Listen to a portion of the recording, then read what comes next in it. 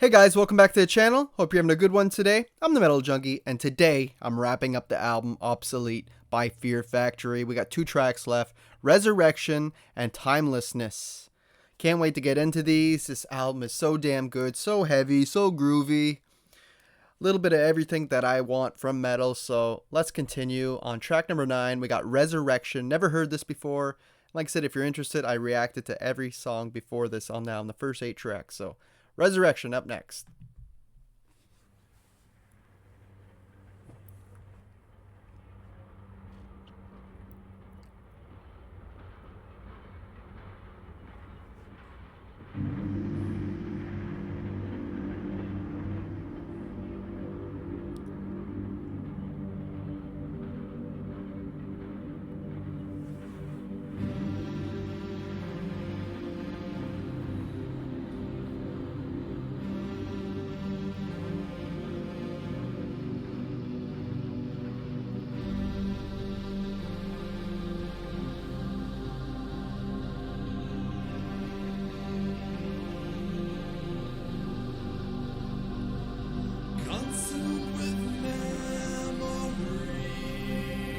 Interesting.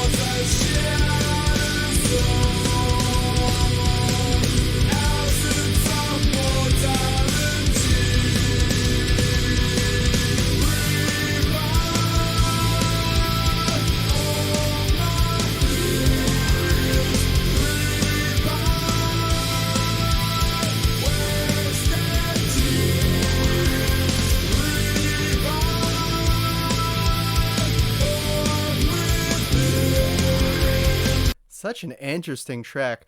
The way it started, okay, with the atmosphere and everything, I'm like, ooh, maybe this is going to be one of their slower tracks on the album, the ballad or something. But no, the heavy parts came in for sure. This section right here where he's singing, there's some awesome cymbal work going on by the drummer. Always got to mention him. So friggin' fantastic. He's probably my favorite in the band musician. But the guitars are no joke too. I always love how heavy they are. And even there's certain times where they're doing the palm muting on the top string where it's like ba bam bam bam bam ba bam bam bam bam, stuff like that, where it's like almost a little bit of gent in there even before gent was a thing. So can't give Meshuggah all the credit. I think there's a little bit of that in here. It's just the way the groove is, I feel kind of reminiscent to that. But yeah, just hell of a fun song so far.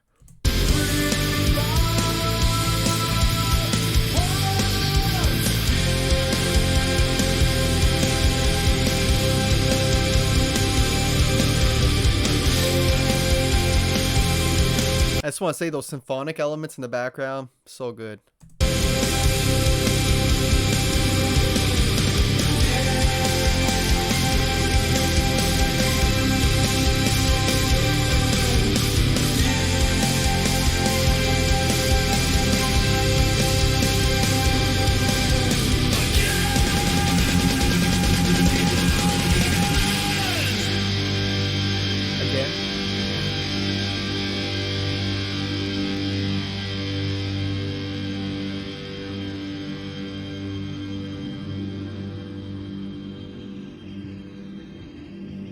going on?